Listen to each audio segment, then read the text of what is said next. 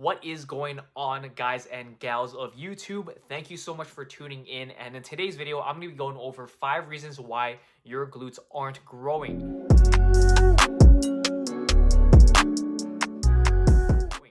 And first and foremost, I do want to make this clear that I am a coach who has worked with real people and have gotten real people real results. So I am not just some random influencer coming on here trying to give you BS information, to sell you some booty products, some program, or some random whatever thing that people want to sell these days. I am first and foremost a coach, so I really want to help you get results, and I am sick and tired of the BS being spread around by people who don't have an education background and who simply want to get likes and views on social media or on YouTube or what have you, and just try to get their name out there as much as possible. Like, I'm not about that. I am trying my best out here to educate you so that you get real information and that you get real results. So without further ado, let's get into the video. And just a heads up that these reasons are going to go from most important to least important. Not to say that any single one of them are not important, but in terms of addressing the basics or the foundations, we are going to go in order from what you need to be addressing first in terms of priorities and establishing the foundational basics. And then from there, once we kind of have those bottom foundations established, then we can go higher. So if we think about this in terms of a pyramid, we're going to start with the base and then we're going to work our way up to the top once we kind of have those bottom layers established. So number one is going to be picking inefficient or ineffective exercises. And this is going to be the biggest base. This is going to be the biggest foundation, because if you don't have the right exercises and you try to stack all these other things on top of there, you're not going to get that much results. Think about it. If you don't have the right exercises in place, you're not going to see much results because you're not going to have the exercises to train with the right intensity, for example, or dial in your nutrition, because it doesn't matter if you have all those other things, but if you don't even have the exercises in place in the first place, you're not going to get the results. And with this, picking inefficient or ineffective exercises are going to include some common things that I see all the time, including, picking sumo or wide stance, anything, doing seated abductions, standing abductions, or any sort of abduction movement, doing kneeling squats, doing pull-throughs. Now, I'm just going to be going over these, but there are an endless amount of influencer exercises that you could possibly think of. Obviously, if you have any suggestions, feel free to leave them down below in the comments, but I could literally go all day or all week just like listing all of the influencer exercises and why they're not effective, but I'm just going to be going over these 4 points for now. So now let's get into each of these things. So starting with the first one that I mentioned, sumo or wide stance, anything. And so you might have heard that, the wider stance you take on your squats or your leg presses or whatever, leg movement, the wider of a stance you take, the more glutes you are going to activate.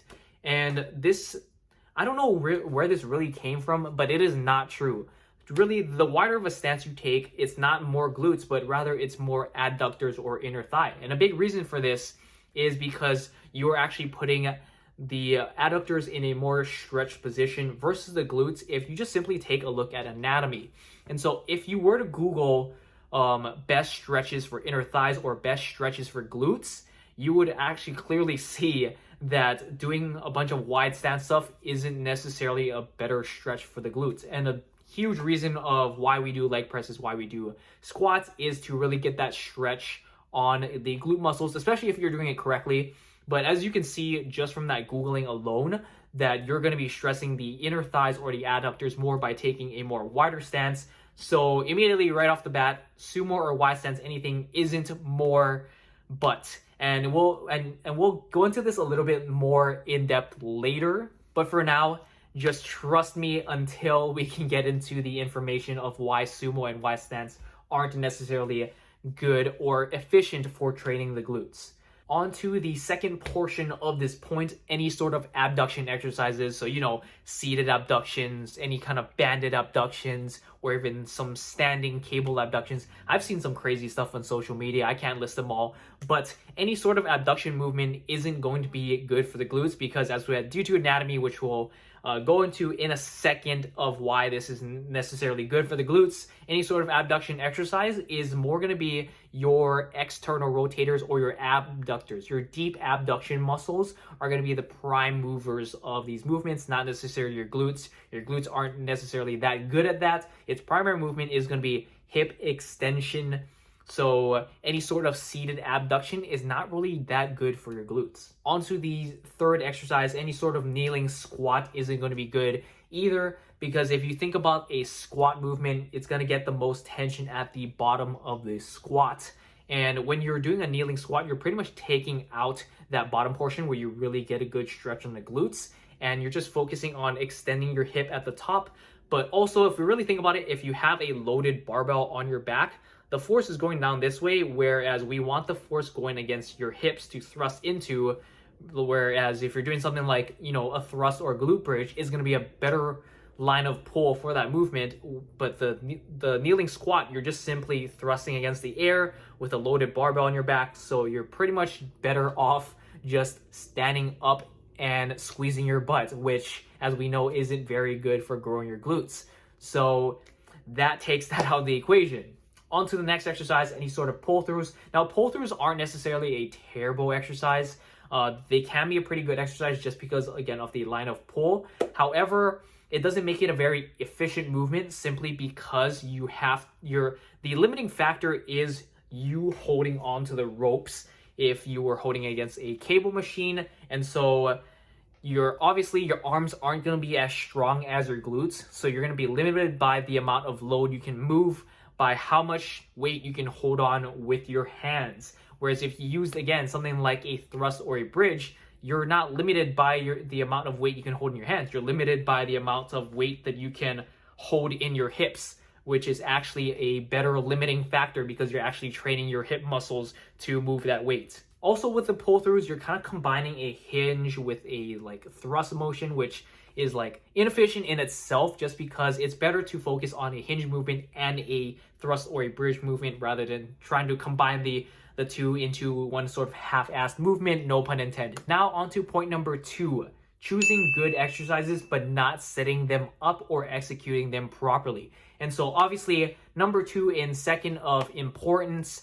So number 1 was picking inefficient or ineffective exercises. Now this is you have those good exercises in place, but you're not necessarily doing them correctly. You're not setting them up properly. You're not executing them properly. So after we have addressed the issues of choosing good exercises, now you have the exercises, but are you doing them well? And now in this section, we're going to get into the good stuff. So firstly, we're going to go over glute anatomy. I'm going to throw up a picture of the glutes. So if we take a look at the anatomy of the glutes, it inserts onto that giant hip bone that you commonly see in a bunch of anatomy textbooks, probably known as the os coxa. I won't go into too much as to where it exactly originates and inserts for your sake. I don't want to be using a lot of these big words, but basically it originates on that hip bone and it inserts into your femur or your upper thigh bone.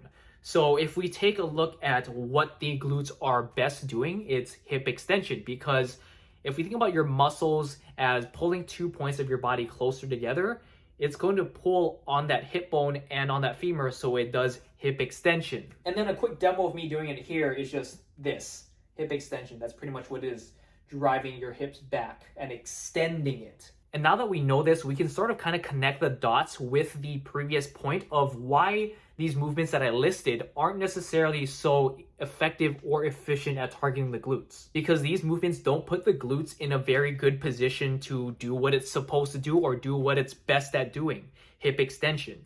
And then with this point, the biggest kind of perpetrator of more or less killing glute gains is that people are getting too much knee flexion when they're doing their squat and their pressing movements when they're trying to target the glutes. And basically said, knee flexion is just getting too much forward knee movement or too much knee flexion when you are doing your squatting and your pressing movements.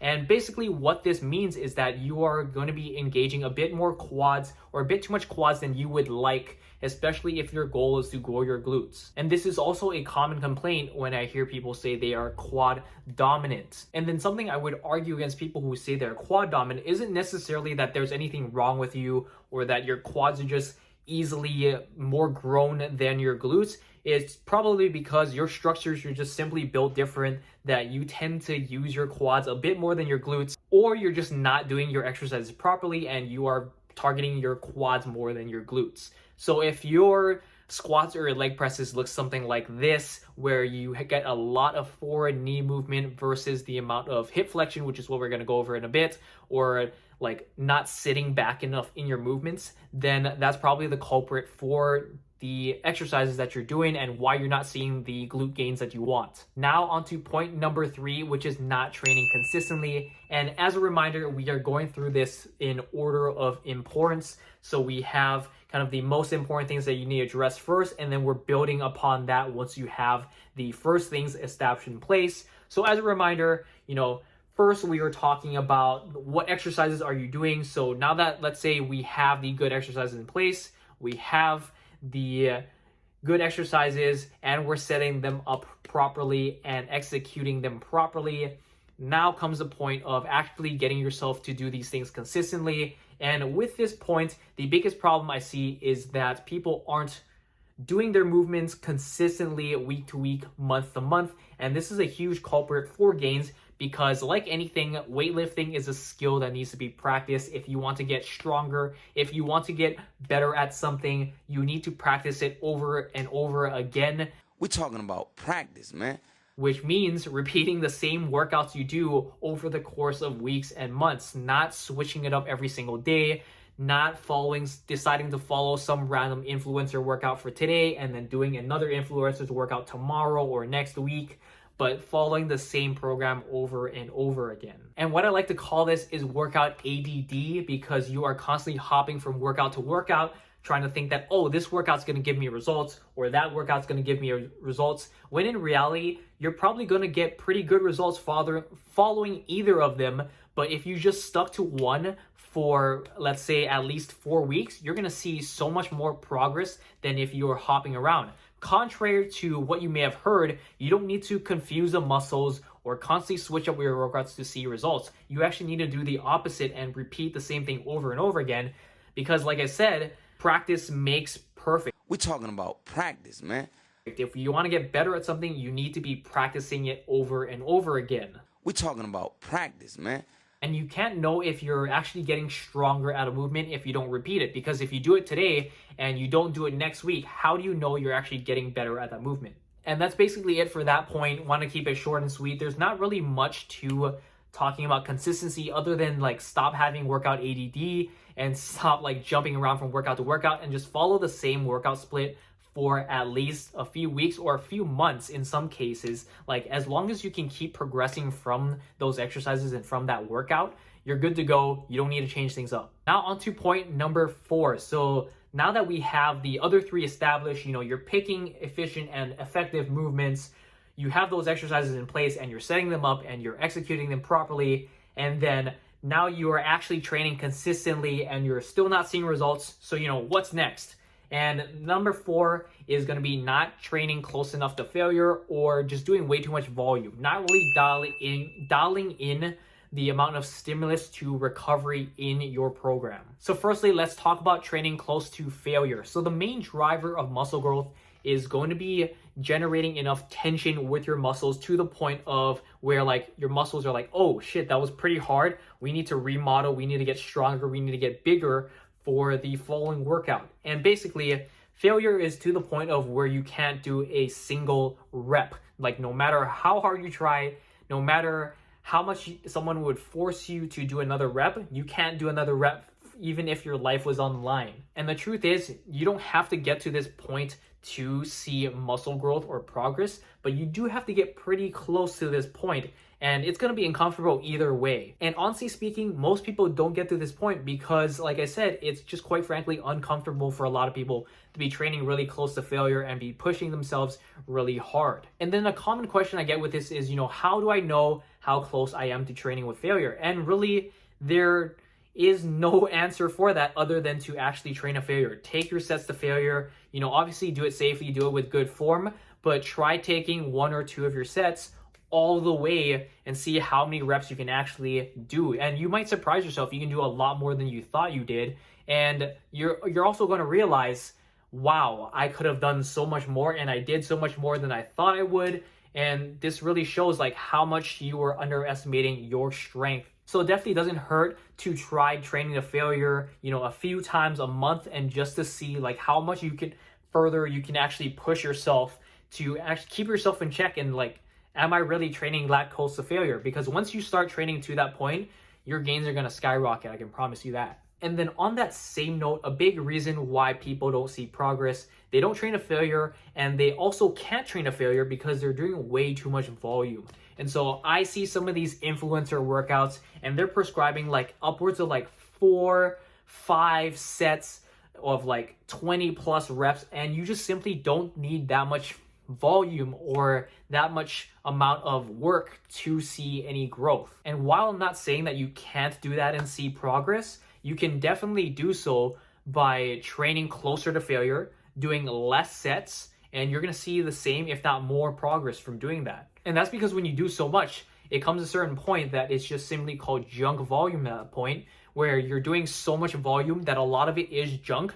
Because if you think about, what you're doing in the weight room, that's basically doing it enough so that you get a stimulus for your body to adapt. And when you go over that, you're just simply adding more fatigue that your body has to recover from, but you're not getting enough stimulus, or rather you're just capping out on that stimulus, and you're giving your body so much more to recover from, and it's actually not recovering from that because you're giving yourself way too much stimulus, like I said. So really backing off the junk volume and handling an amount of stimulus that you can actually recover from. And really, once you find that zone, your gains are going to skyrocket because you're actually be able to recover and get stronger for the next workout. Whereas if you constantly try to beat up your body over and over again, your body's not going to be able to recover. And obviously you're not seeing the gains, because although it is very important to hit your workouts and get that stimulus, a lot of people forget that the other part of the equation to getting gains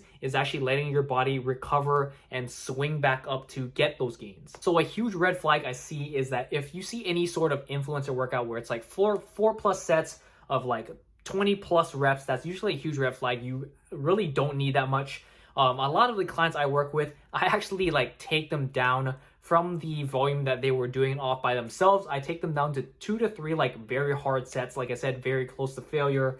Like if we were to gauge failure, probably like 1 to 2 reps shy of failure. Even sometimes for my more advanced clients, I take them all the way to failure, just because they can handle it, and they'd rather like train like to failure with less sets rather than, not to failure with more sets. But with that said, you don't need that many sets. 2 to 3 sets is going to be plenty if you're training at an adequate intensity. And then now on to the last point, is not going to be about training, but rather it's going to be about nutrition. And so if we go back to, the order of importance again, we have the movements, now we have the good movements and setting them up properly and executing them properly. Now that we have those two things, now we are training consistently. And now that we're training consistently with enough intensity and training close enough to failure and managing your recovery and all that, obviously, we have all the training in check. And really the last point is just managing your nutrition. And really one of the reasons why I put nutrition as last is because in terms of training and building muscle, obviously nutrition is very important and is something that should be addressed. But if you were to really cut out all of it, if you really think about it, if you had the perfect nutrition program but none of the training, you're probably not going to see any muscle growth or any sort of progress that you want to see in terms of building your glutes.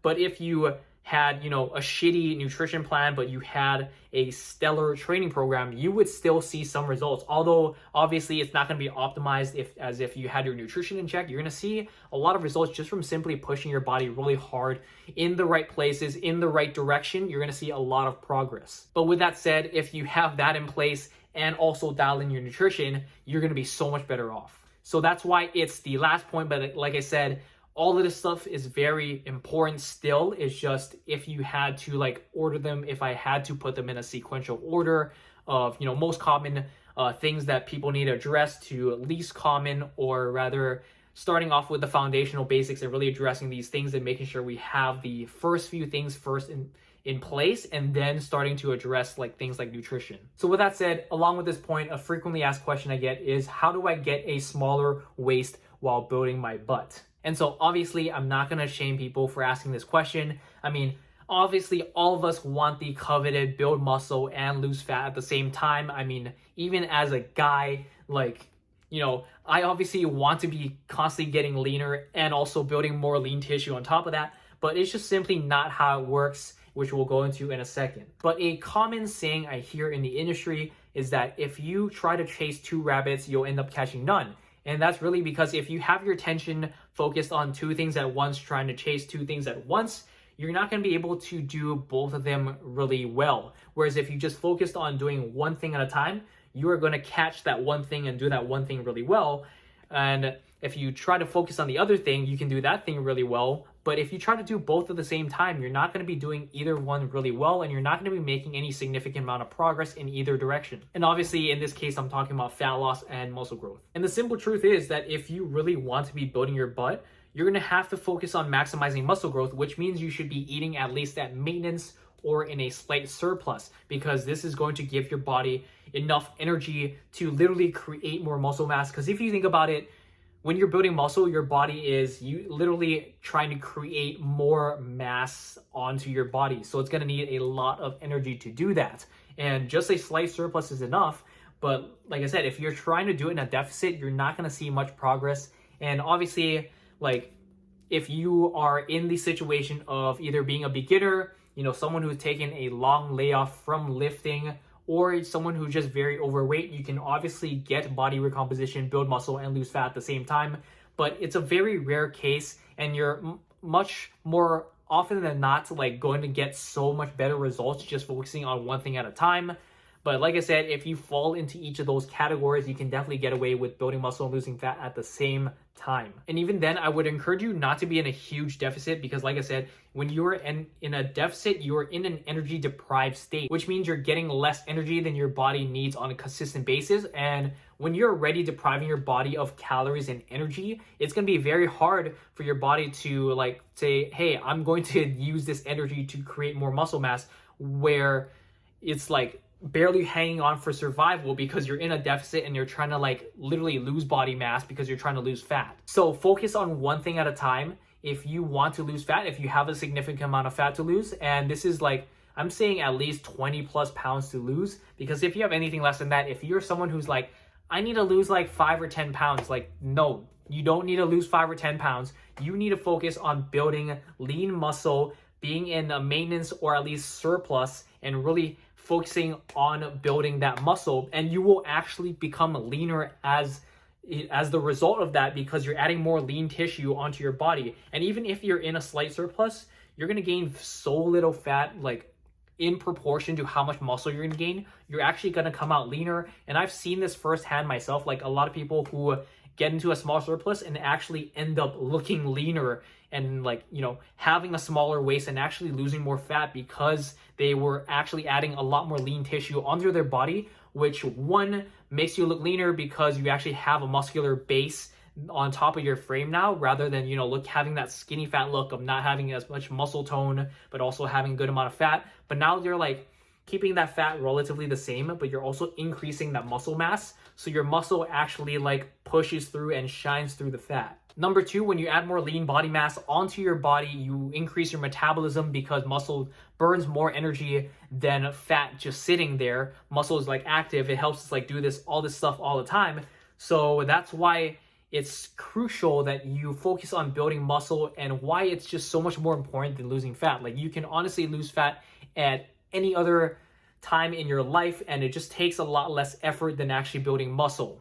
All right, so that about covers all the reasons why your glutes aren't growing. Now let's get into what you should be actually doing in terms of training to grow your glutes efficiently and effectively. So in terms of growing your glutes, I'm going to separate your exercises into 3 different categories. And as long as you hit all 3 of these different categories, you're going to see a lot of improvement, and you're going to be maximizing glute growth in the most effective and efficient way. So first category of movements are going to be any sort of bridge or thrusting movement. So this is going to include any sort of movements like hip thrusts or glute bridges. And the reason for this is because you're really hammering the functional component of hip extension and really loading the glutes in that hip extension movement. These movements are also very good at getting that full hip extension movement while also having some sort of load on your body because you're using a barbell, dumbbell, or some sort of weight on your hips. Exercise category number 2 is going to be any sort of hinging movement. Now, hinging movements are going to be especially good because you can really hammer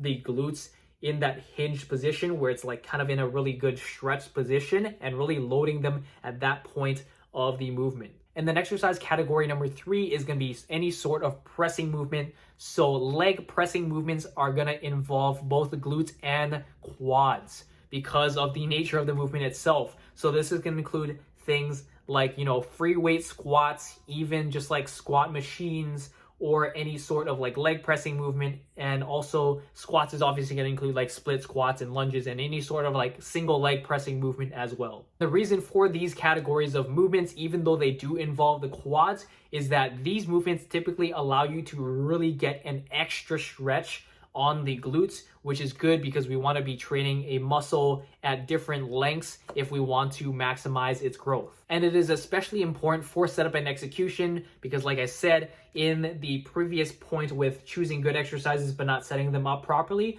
we want to make sure that you're not getting too much knee flexion. So if your squats or your leg presses look something like this, we want to be making sure that you are maximizing that hip flexion instead and really getting that stretch on the glutes and not getting as much quad activation. You still need a good amount of quad activation, obviously, because they're going to be involved, but we want to make sure that the glutes are more involved so that we get more attention to those muscles because we want those muscles to grow. So especially with movements like the squats, we want to really make sure that we are sitting back and really getting that stretch on the glutes. We want to make sure that we have more of a lean forward while we're doing squats. And then with things like leg press, we want to make sure that we have a higher and close stance position because, like I said, the wide stance is going to advantage the adductors or the inner thighs more, whereas close stance, we want to bring that close to really make sure that the glutes are going to be doing more of the work and really put them in more of an advantaged position to do a lot of work. And then when we're doing single leg movements like split squats or lunges, we want to make sure that we have a forward lean because if we think about hip flexion, it's just stretching and pushing those hips back so that we get more of a stretch on the glutes.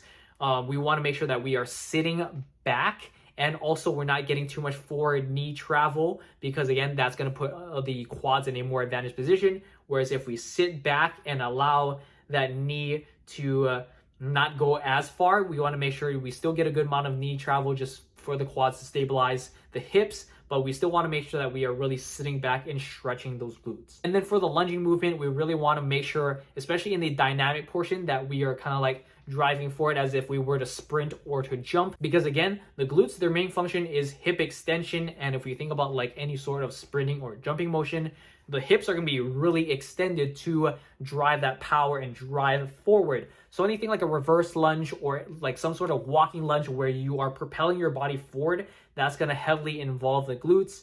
Where something, if we have a lot of like forward knee movement, then that's going to involve a bit more quads. And then just as a reminder, I do have an entire article written on my website that covered pretty much all of the information we covered in this video and a bit more. So go ahead and check that out. I'm going to link it in the description below. And that about covers everything I wanted to cover. Thank you so much for watching. Don't forget to like the video if you enjoyed it, subscribe for more, and I will catch you in the next one.